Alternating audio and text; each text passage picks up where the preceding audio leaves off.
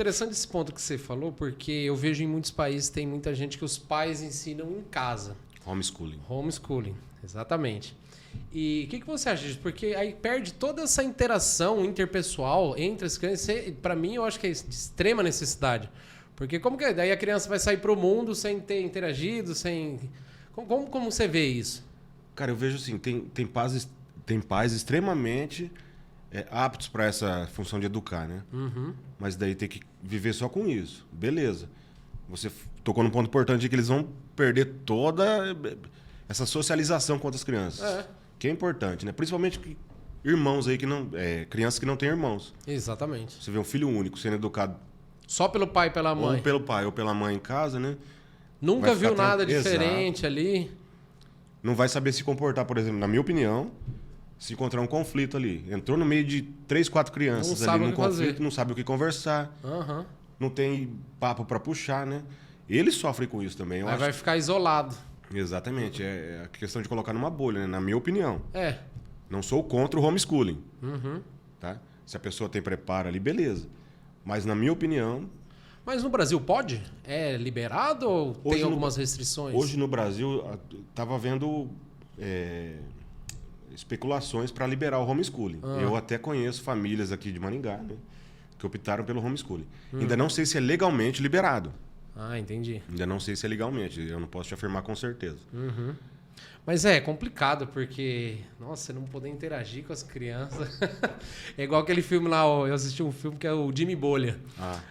A mãe dele coloca ele dentro de uma bolha, fala que ele tem umas doenças e tal, só pra ele não poder sair de casa. Aí quando vai sair, o cara não sabe fazer nada. Então não tinha nada, né? Nunca teve essa... Como é que é? Essa malícia, né? Interação, né? Por se assim dizer. Mas agora voltando um pouquinho, ó, o que mudou? A sua expectativa quando você estava na faculdade, falou, tá, vou ser professor. E quando você se deparou com a realidade? Vamos lá. Cara, a faculdade é muito teoria, né? É muito teoria. E mesmo no estágio você não vê tudo ali, né? Primeira vez em sala de aula, aquele baque. Cara, não foi isso que a professora falou na faculdade. Não foi isso que me passaram. Não foi isso. A criança vomitando no meu pé, a criança dando febre. Nossa Me chamando de pai, pô. Calma aí, eu vim pra ensinar. Não, essas partes é familiar, pô. Eu não fui preparado pra isso, né? Nem a criança falando que o pai vai te matar. Pô, o que eu faço agora? O que eu falo pra essa criança, né? Não aí pode você matar? Tem que se virar, né?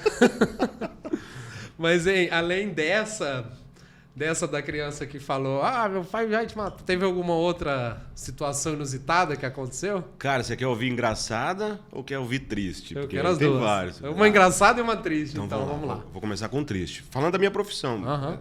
Da sua experiência. Exato, ali. E principalmente da nossa profissão como professor, né?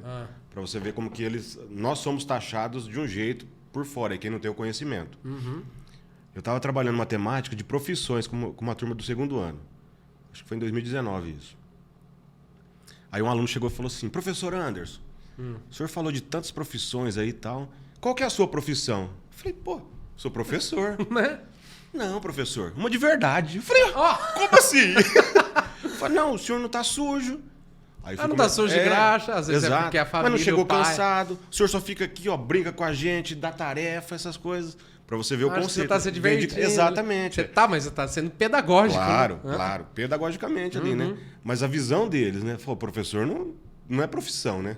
O professor tá aqui pra cuidar da gente, por exemplo. Né? Aí ele até confessou, não, que meu pai trabalha numa oficina e tal, ele sai cedo e testa carro e volta sujo, cansado, e quer sentar no sofá.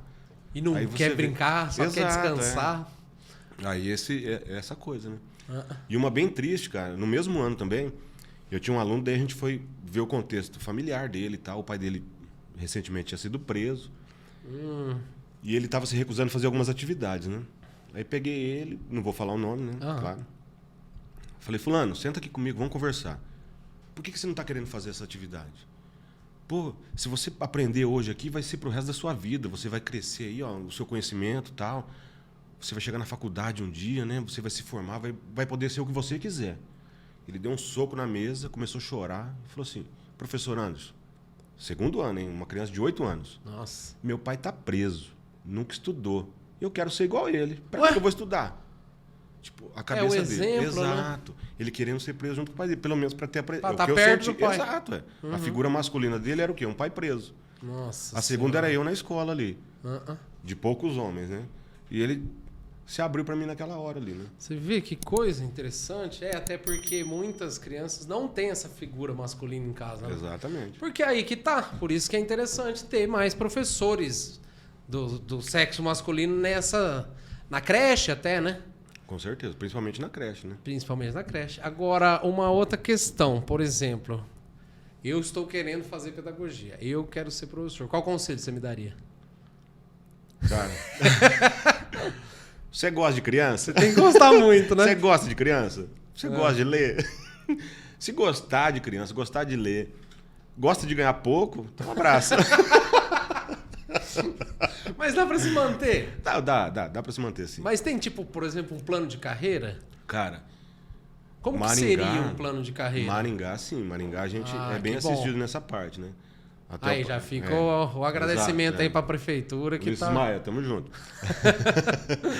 Em Maringá, o Ulisses deu um réu pra gente, um auxílio conectividade, por exemplo, hoje que a gente tem. Ai, que legal. Tem um auxílio gratificação.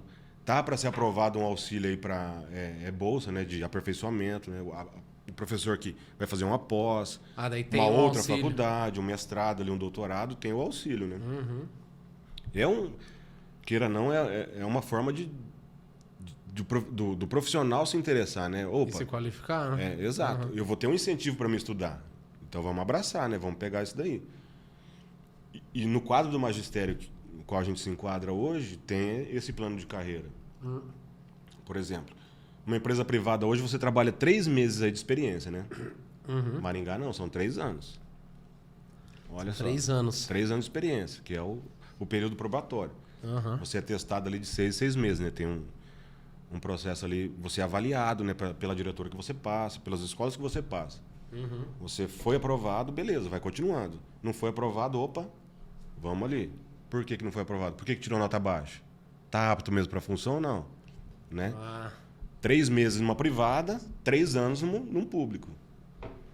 E depois disso você começa a crescer. Por exemplo, pós-graduação hoje, né? Tem um X que alavanca a sua carreira. 5 anos ali no quadro magistério, mais um tanto por cento que vai aumentando o seu salário. Um mestrado, opa, mais tanto por cento. Um doutorado, tanto por cento. E não para, né? Além do anual, é o que você faz a mais, né? De cursos ali profissionalizantes. E não tem sempre a questão também de dar aula particular, né? Claro. Você pega alguma aula particular? Hoje eu não pego por falta de tempo, né? Porque tá corrido. Exato. Mas tem também, você é habilitado, você pode pegar aí, né? Sem contar que você não fica preso só no município, por exemplo. Eu tenho professoras lá que trabalham comigo 4 horas em Maringá, 4 horas em Sarandi, 4 horas em Marialva. Manhã, tarde e noite. Nossa, mas tem que ser valorizado, né? Exatamente. Mas que bom que Maringá valoriza. Eu não tinha conhecimento disso, não. Até porque, meu pai já deu aula, minha mãe é professora, inclusive teve escola, teve faculdade. Eu lembro na época, não sei como é agora, mas eu tenho a impressão que na época, será que o professor ganhava mais ou... Então, vai muito de horas, né? Por exemplo, hoje eu sou concursado no padrão de 30 horas no município. O que eu faço a mais disso, eu recebo por isso, né? Uma hora extra, exato. Não é nem por fora, só em folha lá. Em hora mas extra, é hora entendi. extra. Tem professores 20 horas, que hoje é o concurso mais comum de Maringá, são professores 20 horas, que daí ele pode dobrar em Maringá, por exemplo. 20 horas meio período daí, exato. Né? Trabalha 4 horas de manhã, 4 horas da tarde. São 2 salários. São 2 salários aí. Pô, hoje Maringá, o inicial aí é quase 2.000. Fora os auxílios aí, fora a alimentação, fora a gratificação e tal. Isso no ensino... No Fundamental 1 e no ensino infantil, né? Que vai do 0 até os 10 anos, em média. Que é creche e escola, né? Depois passou o estado, particular em Maringá. E ele tem essa oportunidade aí de dobrar, né? Tirar os 2 salários. Esse é um corte da entrevista que nós fizemos com o professor Anderson. A entrevista completa vai estar aqui e eu vou deixar um outro corte que tenho certeza que vocês também vão gostar. Obrigado, valeu!